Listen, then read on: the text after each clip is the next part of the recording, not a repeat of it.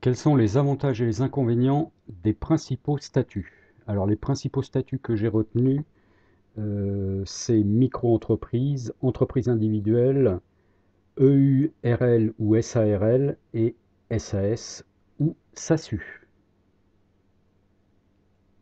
Alors le premier cas, le premier régime, enfin c'est pas un statut, c'est un régime, la micro-entreprise. Alors avant de parler des avantages et des inconvénients, je vais quand même faire un bref rappel parce que je pense que ça concerne quand même pas mal de monde, et pas mal de personnes vont se lancer en micro-entreprise. Donc je rappelle qu'en e-commerce, pour pouvoir bénéficier du régime micro-entreprise, il faut faire un chiffre d'affaires inférieur à 170 000 euros. Sur ces 170 000 euros, on applique un abattement forfaitaire pour frais de 71%, qui détermine en fait le résultat forfaitaire. Donc, la micro-entreprise est un régime forfaitaire, ce n'est pas un calcul de résultat réel. Donc, si je prends un exemple simple, vous faites 100 000 euros de chiffre d'affaires, il y a 71 000 d'abattement pour frais, donc vous avez automatiquement un résultat forfaitaire de 29 000 euros.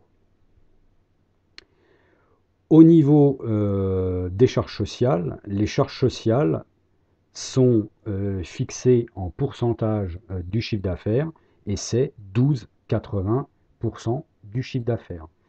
Donc si je reprends toujours mon exemple de chiffre d'affaires annuel de 100 000 euros, ça vous fait donc 12 800 euros de charges sociales à l'année pour un chiffre d'affaires de 100 000 euros.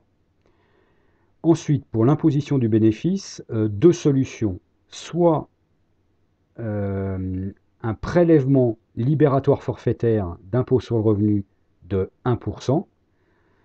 Alors, pour bénéficier de ce prélèvement libératoire forfaitaire de 1%, il faut que le revenu global du foyer fiscal de l'année précédente soit inférieur à 26 818 euros par part du quotient familial. Donc si c'est le cas, vos 100 000 euros de chiffre d'affaires généreront un impôt sur le revenu de 1%, donc 1 000 euros. Par contre, si ce n'est pas le cas, si vous êtes au-dessus du seuil de 26 818 euros par part, vous devrez rajouter le bénéfice, enfin, vous rajouterez, pardon, le chiffre d'affaires dans votre déclaration d'impôt sur le revenu et l'administration fiscale calculera le bénéfice, le résultat, pardon, forfaitaire, donc de 29%, hein, puisqu'on a vu qu'il y avait un abattement de 71, donc 29% sur le chiffre d'affaires, et l'ajoutera à vos autres revenus. Donc si vous faites un chiffre d'affaires de 100 000 euros pour l'année, que vous ne pouvez pas bénéficier du prélèvement libératoire forfaitaire d'impôt sur le revenu, vous aurez automatiquement 29 000 euros de revenus calculés au titre de l'activité de la micro-entreprise. Donc voilà grosso modo comment fonctionne le régime micro-entreprise pour les activités, de commerce et e-commerce. Voilà, donc je voulais faire ce petit rappel-là pour qu'on comprenne bien de quoi on parle. Alors ensuite, nous allons voir donc les avantages et les inconvénients de ce régime. Alors le principal avantage, c'est la simplicité de création et de fonctionnement, hein. On l'a vu pour la création, c'est relativement simple dans la mesure où il y a juste le formulaire à remplir sur le site l'auto-entrepreneur, euh, sur le site l'auto-entrepreneur.fr. Donc il n'y a pas plus simple, je dirais aujourd'hui en matière de création d'entreprise. Et en fonctionnement, c'est également aussi assez simple. Je vous laisserai aller voir le site de l'auto-entrepreneur, mais vous n'aurez à tenir qu'un registre des recettes et un registre des achats. Donc vous n'avez pas, donc c'est quand même un fonctionnement assez simple. Par contre, le corollaire de ça, c'est que en inconvénient, on n'a pas la possibilité de s'associer. C'est-à-dire que vous ne pourrez utiliser la micro-entreprise que dans un cas, que dans le cas où vous voulez exercer seul. Alors, deuxième avantage, et à la fois avantage et inconvénient suivant les cas, c'est que comme les charges, on l'a vu, étaient forfaitaires à hauteur de 71%, bah, si vos charges sont en réalité plus faibles que ça, bah, vous êtes gagnant, puisque vous ne payez pas vos charges sociales et l'impôt sur le revenu sur le résultat qui normalement devrait être plus élevé. Donc vous avez un gain au niveau de l'imposition, charges sociales et impôt sur le revenu. Par contre, à contrario, vous avez un inconvénient dans la mesure où vous pouvez faire une perte financière si les charges forfaitaires sont inférieures aux charges réelles. C'est-à-dire que si vous avez plus de 71% de charges, c'est-à-dire que si votre activité, si vous ne pratiquez pas des coefficients ou des marges suffisantes et que vous avez, je vais vous dire n'importe quoi, 90% de frais, bah là vous êtes perdant puisque vous ne déduirez forfaitairement que 71% de frais. Donc là, dans ce cas-là, le régime de la micro-entreprise, c'est un inconvénient. Ensuite, troisième avantage, le troisième avantage, bon, on en a déjà parlé assez longuement tout à l'heure, c'est la dispense du paiement de la TVA, donc avec la franchise en base. Hein, donc le principal avantage, c'est qu'effectivement, bah, si vous avez une clientèle de particuliers sur lequel vous ne pouvez pas répercuter la TVA collectée sur les ventes euh, au niveau du prix de vente, bah, mécaniquement, vous faites un gain du fait de la dispense de TVA. Hein, c'est-à-dire qu'au lieu un produit que vous vendez 100, si vous aviez de la TVA à payer, hors taxe, bah, vous n'auriez que 83 de chiffre d'affaires. Donc mécaniquement, par la dispense du paiement de TVA, vous gagnez 17 euros en plus. Alors, ça, c'est effectivement un avantage. Le corollaire, c'est que l'inconvénient, c'est que vous ne pouvez pas récupérer la TVA sur vos achats et sur vos frais. Bon, en e-commerce, en principe, la TVA sur les achats et les frais est assez réduite, donc pas de problème. Mais si vous aviez de gros investissements au départ à faire pour un gros site clé en main avec une activité particulière, enfin une prestation particulière au niveau du site, ça pourrait représenter un inconvénient. Après, comme je vous le disais précédemment, il faut chiffrer l'impact de la dispense de TVA. Ensuite, quatrième avantage, bah, il y a un avantage, c'est que si vous arrivez, et en principe ce qui est relativement souvent le cas, à tenir vos tableaux de recettes et vos tableaux d'achat seuls, eh bien vous n'avez pas de frais de comptabilité. Alors qu'en entreprise individuelle ou en société, vous allez avoir des frais de comptabilité. L'inconvénient qui en résulte, c'est qu'à partir du moment où vous n'avez pas de frais de comptabilité, vous n'avez en principe pas de comptabilité en bonne et due forme. Donc ça veut dire que vous n'avez pas de résultat réel. Donc le fait de ne pas avoir de résultat réel, ça c'est un réel inconvénient parce que vous ne savez pas en réalité combien vous gagnez en dehors de votre situation, de trésorerie. Mais on peut avoir un certain décalage entre la trésorerie et le résultat. Alors, c'est un inconvénient, sauf si vous avez un tableau de suivi de gestion, comme je vous l'ai indiqué précédemment. Si vous avez un tableau qui vous indique vos principaux frais et que vous arrivez à déterminer votre rentabilité avec ça, bah, c'est plus un inconvénient. Hein. Vous aurez un résultat réel également. Autre avantage donc du régime micro-entreprise, c'est que comme vous le savez probablement, le plafond de recettes vient d'être doublé à 170 000 euros, alors qu'avant il était à 82 800 euros. Donc il a été un tout petit peu plus que doublé, donc ça permet aujourd'hui d'avoir une activité au régime micro-entreprise qui soit un petit peu plus élevée que les années précédentes. Par contre, l'inconvénient, c'est que le plafond de recettes pour l'application du régime micro-entreprise, donc pour l'imposition des bénéfices et pour le régime micro-social, a bien effectivement été augmenté. Par contre, il n'a pas été augmenté pour la franchise en base de TVA. Donc ça veut dire que si vous faites plus de 82 800 euros l'année suivante, vous serez soumis à la TVA. Et si vous faites plus de 91 000 euros, vous serez soumis à la TVA. Donc, comme je vous l'expliquais précédemment au niveau de la franchise en base, hein, vous serez soumis à la TVA au premier jour du mois où vous dépassez les 91 000 euros. Donc là, par contre, vous allez vous retrouver, vous allez perdre une partie du bénéfice qu'on a cité en premier tout à l'heure, la simplicité de fonctionnement. Puisque là, à partir du moment où vous sortez de la franchise en base de TVA, vous devez payer de la TVA, donc on n'a plus la dispense, donc ça va venir impacter votre marge, et vous allez être obligé également de tenir une comptabilité en bonne et due forme. Donc vous perdez en fait deux avantages hein, si vous dépassez le seuil des 82 000. Donc vous voyez comme quoi l'augmentation du plafond de recettes à 170 000, effectivement, c'est un avantage, mais pas en totalité quand même. Hein. Donc c'est quand même assez. Il faut quand même suivre d'assez près votre chiffre d'affaires pour quand vous approchez des 60, je dirais des 70-75 000 euros, bah, commencer à anticiper un petit peu le passage, la sortie du régime de la franchise en base de TVA.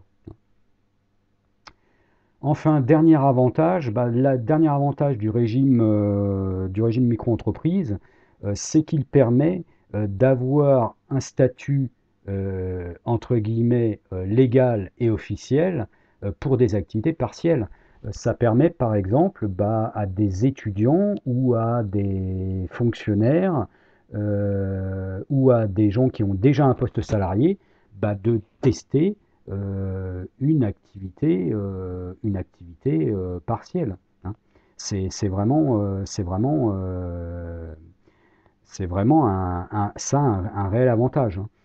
Et c'est aussi beaucoup conseillé, le régime micro-entreprise, pour tester son projet au départ. Hein. C'est-à-dire que si vous avez besoin de lancer une activité d'e-commerce, la meilleure structure, le meilleur régime pardon, pour le faire, pour tester sans trop de frais, c'est le régime micro-entreprise. Il sera le temps de voir après, lorsque vous aurez développé l'activité, le changement de régime. Et par contre, le changement de régime, là, c'est ce qui apparaît maintenant dans ma colonne inconvénient, c'est qu'effectivement, le changement de régime, dans la pratique, c'est pas si simple que ça.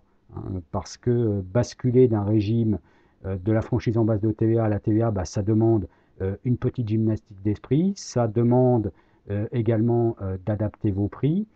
Si vous voulez faire ça sous forme de société, si vous voulez changer carrément pour un régime de société, bah, il va y avoir quand même un certain nombre de points à voir, d'éléments à réfléchir et qui dans la pratique ne sont quand même malgré tout pas si simples que ça. Hein.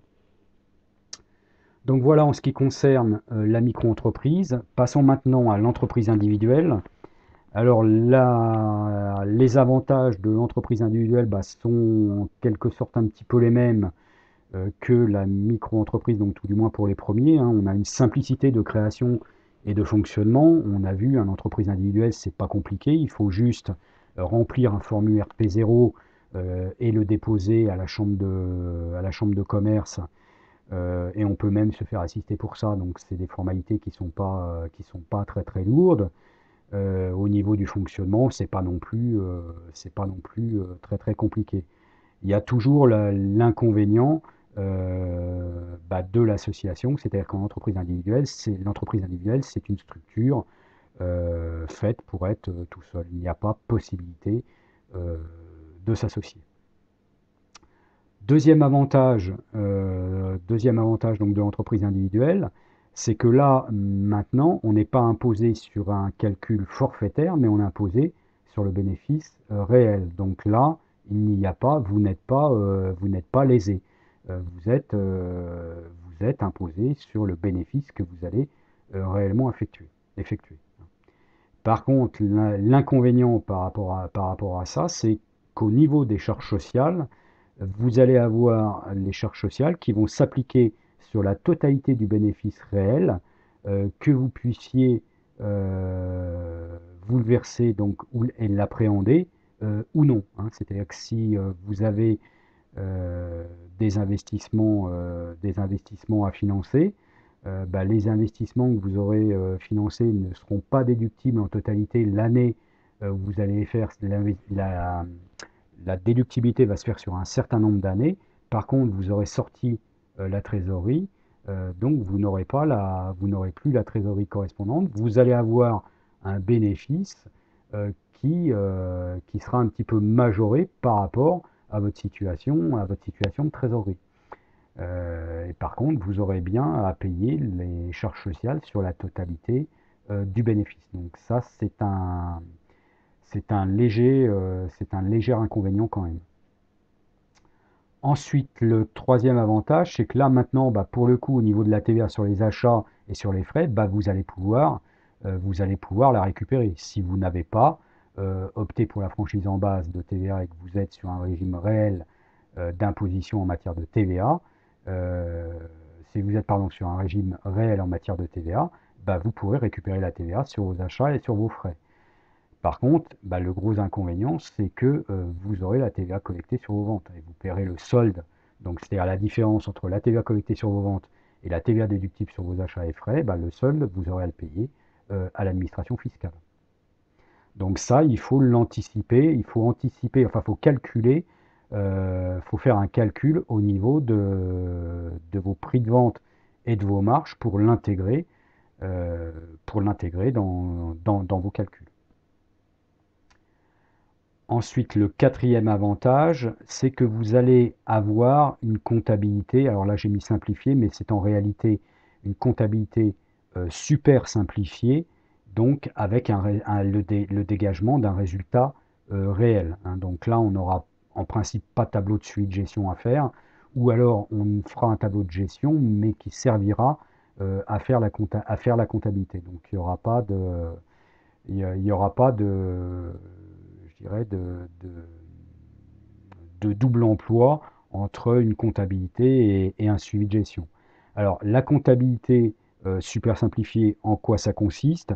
Bah, ça consiste à faire une comptabilité de trésorerie en cours d'année, hein. C'est pour les entreprises. Alors, c'est pareil, c'est pour quelle que soit la forme juridique de l'entreprise. Donc ça peut être une entreprise individuelle, ça peut être une SARL, ça peut être une EURL, ça peut être une SAS, une SASU, une SASU, pardon. Ça va consister donc à faire une comptabilité de trésorerie en cours d'année, donc c'est-à-dire un suivi des recettes et des dépenses. Et en fin d'année, on réintégrera juste les dettes et les créances pour pouvoir faire en fait le bilan de fin d'année, hein. Là, je vous résume et je vous grossis le trait, mais bon, il faut savoir que c'est quand même beaucoup plus facile de faire une comptabilité super simplifiée que de faire une comptabilité normale. Alors, cette comptabilité super simplifiée, c'est préconisé principalement pour des activités au comptant, hein, et donc, par exemple, le e-commerce est une activité qui se prête bien parce que vos clients ne vous payent pas à 30 ou 60 jours et vous ne payez pas vos fournisseurs à 30 ou 60 jours. Vos clients vous payent comptant, vous payez vos fournisseurs comptants. En principe, il y a très peu de décalage. Donc la comptabilité super simplifiée, donc suivi recettes, dépenses en cours d'année, c'est largement suffisant pour suivre votre gestion. Donc voilà, la comptabilité super simplifiée, c'est vraiment un avantage. Alors oui, je ne vous ai pas donné les seuils, donc c'est au niveau des seuils, donc la comptabilité super simplifiée s'applique aux entreprises qui sont au régime simplifié d'imposition, donc c'est-à-dire ça exclut les régimes micro-entreprises et ça exclut les entreprises qui sont au régime réel normal. Donc c'est des entreprises ou des sociétés qui font un chiffre d'affaires supérieur à 170 000 euros à l'année et qui font un chiffre d'affaires inférieur à 789 000 euros à l'année. Donc ça vous laisse de la marge parce que quand vous serez à 789 000 euros, enfin quand vous serez déjà au-dessus de 700 000 euros de chiffre d'affaires à l'année, je pense que vous aurez mis en place des outils qui vous permettront de tenir une comptabilité normale, hein. Donc ça c'est quand même c'est quand même un réel avantage. Bon, ça présente par contre un inconvénient, c'est que vous allez avoir des frais de comptabilité, bon, qui seront minimes, mais vous allez avoir des frais de comptabilité. C'est-à-dire que même si vous tenez vous-même votre comptabilité courante, bah, vous aurez besoin en fin d'année d'un expert comptable, je présume, pour faire vos déclarations fiscales de fin d'année, votre bilan et toutes les déclarations qu'il y a à faire autour. Donc vous aurez un coût de comptabilité qui sera minimum, mais qui sera malgré tout existant. Donc c'est un inconvénient. Voilà, après l'entreprise individuelle, donc nous allons voir le URL et la SARL. Alors la différence entre le URL et la SARL, il n'y en a pas, sauf une, c'est le nombre d'associés. Une URL, il n'y a qu'un associé, une SARL, il y a 2 associés et plus. Voilà, c'est la seule différence qu'il y a entre ces deux structures. Alors, l'avantage de l'EURL et de la SARL, c'est une possibilité d'association et de cession de la société. On a vu que précédemment, dans le régime micro-entreprise et dans l'entreprise individuelle, on ne pouvait pas s'associer. Dans l'EURL et la SARL, on peut s'associer. On peut également céder la société. Alors que dans le cadre d'une micro-entreprise ou d'une entreprise individuelle, on ne peut céder que le fonds de commerce. On ne peut pas céder la structure juridique elle-même puisqu'elle est liée à votre statut personnel et à votre patrimoine personnel. Tandis qu'une société, on peut céder le fonds de la société et on peut céder également la société au travers des parts ou des actions, à travers des parts sociales en ce qui concerne une ERL ou une SARL. Alors l'inconvénient, c'est le corollaire de cela, c'est que la création et le fonctionnement est un petit peu plus complexe, hein. On a des formalités juridiques à faire à la création, donc on l'a vu déjà dans une partie précédente, et tous les ans, on a ce que l'on appelle à faire l'approbation annuelle des comptes, donc qui est une formalité juridique supplémentaire. Euh, donc c'est un tout petit peu plus compliqué quand même, hein. Donc ça présente un inconvénient. Ensuite, l'avantage, c'est qu'on est de la même façon que l'entreprise individuelle, on est imposé sur le bénéfice réel. Donc ça, c'est un avantage. Alors, au niveau de l'imposition des bénéfices, il y a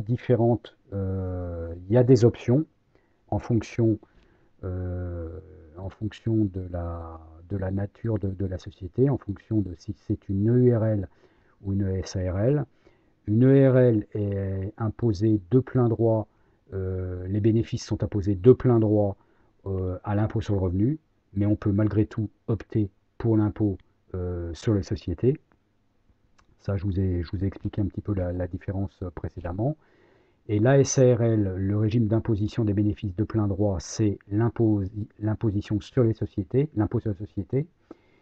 Mais par contre, il y a option possible dans certains cas pour l'impôt sur le revenu. Donc c'est quand même assez souple, c'est-à-dire qu'au niveau de l'imposition des bénéfices, on peut quand même choisir. Ensuite, le troisième avantage, c'est que les charges sociales, cette fois-ci, ne sont plus calculées sur le bénéfice comme c'était le cas dans l'entreprise individuelle, mais elles sont calculées sur la rémunération qui est octroyée aux dirigeants par les associés. Donc là, on voit qu'on a un levier possible. On a un levier possible, c'est-à-dire qu'on n'est pas obligé de soumettre la totalité du bénéfice aux charges sociales si on décide d'une rémunération du dirigeant moins élevée que le bénéfice. Donc là, c'est une technique, c'est aussi une technique d'optimisation. Par contre, l'inconvénient, c'est que si le dirigeant se verse également des dividendes dans une SARL ou dans une EURL, eh bien les dividendes seront soumis aux charges sociales des travailleurs non salariés. Donc là, par contre, pour le coup, les dividendes soumis à charges sociales, pour le dirigeant, c'est un sacré inconvénient. Ensuite, le quatrième avantage, bah, c'est le même que pour l'entreprise individuelle, récupération de la TVA sur les achats et les frais. Je ne vais pas y revenir. Et il y a également le même inconvénient au niveau de la TVA, c'est la TVA collectée sur les ventes et le paiement du solde. Ensuite, le dernier avantage, c'est toujours le même que l'entreprise individuelle. On peut faire une comptabilité super simplifiée, donc qui va permettre de dégager un résultat réel. Donc ça, je ne vais pas revenir dessus. Et par contre, là, les frais de comptabilité et de juridique seront au maximum. Donc ça, c'est un inconvénient qu'il faut prendre en compte dans les prévisions que l'on fait au départ en fonction du choix de la structure juridique. Parce que là, vous allez avoir des frais de comptabilité bon, qui seront quasiment identiques à l'entreprise individuelle, mais vous aurez en plus des frais juridiques à la création et frais juridiques tous les ans pour l'approbation des comptes. Donc là, ça va vous augmenter un petit peu le coût de fonctionnement. Donc ça, il faut bien le prendre en compte aussi dans le raisonnement. Dernier statut juridique que nous allons examiner, c'est la SAS ou la SASU. Alors la SAS ou la SASU, je vais vous faire exactement le même couplet que pour l'EURL et la SARL. Il n'y a pas de différence, sauf un, le nombre d'actionnaires. Dans une SASU, il n'y a qu'un actionnaire. Dans une SAS, il y a 2 actionnaires et plus. Donc c'est la seule différence. Ensuite, au niveau des avantages, bah là, ça va être au niveau des possibilités d'association et de cession de la société, c'est exactement la même chose que ce que je vous ai dit précédemment pour la SARL, EURL. Et au niveau des inconvénients, création et fonctionnement plus complexe, même chose que pour la SARL, EURL. Au niveau de l'imposition des bénéfices, donc là, on est au réel. On est au réel avec cette fois-ci, alors que ce soit la SAS ou la SASU, le régime de droit commun d'imposition des bénéfices, là pour le coup, c'est l'impôt sur les sociétés, et on a une possibilité d'option pour l'impôt sur le revenu dans les 2 cas, mais en inconvénient, on a que cette option est temporaire. Est temporaire seulement, elle est temporaire pour 5 ans. Donc on ne pourra pas bénéficier de l'impôt sur le revenu pour une période supérieure à 5 ans. Ensuite, au niveau des charges sociales, bah, c'est la même chose que pour la SARL et l'EURL. Il y a un avantage lié au fait que les charges sociales sont calculées sur la rémunération du dirigeant uniquement. Et alors là, cette fois-ci, il y a encore un autre avantage que je n'ai pas noté ici, mais c'est que si le dirigeant se distribue des dividendes, il n'y aura pas de charge sociale dessus, enfin en tout cas de charge sociale du régime général des salariés. Par contre, en inconvénient, c'est le coût des charges sociales, parce que là, autant tout à l'heure, dans la SARL ou URL, on était sur les charges sociales des travailleurs non salariés, qui, je vous le rappelle, a euh, un coût modéré. Par contre, là, on va avoir des charges sociales à un coût majoré, donc au même niveau que celui d'un salarié. Donc je vous le rappelle, 20% de charges salariales et 45% de charges patronales. Donc là, le coût des charges sociales sur la rémunération du dirigeant, ça représente un inconvénient. Ensuite, concernant la TVA, on a toujours le même avantage et le même inconvénient que la SARL, EURL, donc je ne reviendrai pas dessus. Et au niveau de la comptabilité super simplifiée et donc du résultat réel, on a exactement la même chose que pour la SARL et l'EURL. Donc je ne reviendrai pas dessus. Frais de comptabilité et de juridique, là par contre inconvénient, puisque ça représente également un coût maximum, mais qui est identique entre une SARL ou une EURL. Donc voici les avantages et les inconvénients que je vois concernant la SAS et la SASU. Enfin, donc la synthèse des avantages et des inconvénients des principaux statuts. Donc vous voyez que j'ai retenu en régime et statut micro-entreprise, entreprise individuelle, EURL, SARL et SAS SASU. Bon, vous voyez que chacune a des avantages et des inconvénients. Je vais également vous redire ma maxime qui est qu'il n'y a pas de statut miracle. Il faudra effectivement étudier ce qui correspond le mieux à votre projet et surtout simuler. Et là, je vous dirais, pas de panique, vous trouverez le statut qui correspond aux critères que vous souhaitez retenir. Et moi, il n'y a jamais eu un seul cas où j'ai pas trouvé la structure juridique qui convenait à ce que l'on voulait faire. Et je vous rappelle également que pour approfondir les critères, vous avez la Bible de l'entrepreneur, donc qui est ici, donc sur le lien que je vous indique là. Donc c'est toujours la même, c'est l'agence France Entrepreneur. C'est vraiment un site qui est vraiment une mine d'or pour tout entrepreneur, qu'il soit créateur, qu'il soit entreprise en cours de fonctionnement, donc en développement, ou pour céder son entreprise. C'est vraiment une véritable mine d'or. Donc n'hésitez pas à aller consulter ce site, vous verrez que c'est vraiment très très bien fait. Donc voici ce que je voulais vous indiquer sur les avantages et les inconvénients des principaux statuts pour la création d'une entreprise.